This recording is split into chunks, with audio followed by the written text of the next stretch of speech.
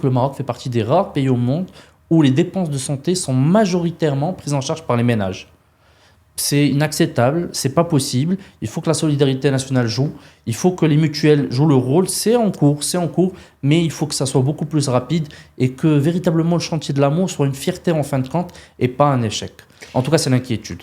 En fait, pour remettre les choses dans leur contexte, imaginons qu'on parle d'une famille, on va dire, modeste. Une de ces personnes tombe malade. Quand une de ces personnes tombe malade, ben, c'est la catastrophe. Ça veut dire que la clinique.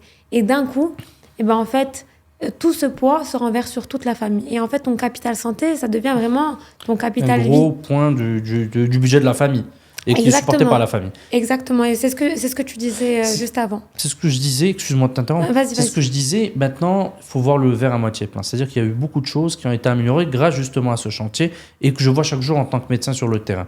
Par exemple, à Casablanca, les chirurgies cardiaques étaient hors de prix. Certaines personnes ne pouvaient absolument pas se les permettre et rester pendant des années jusqu'à parfois en mourir.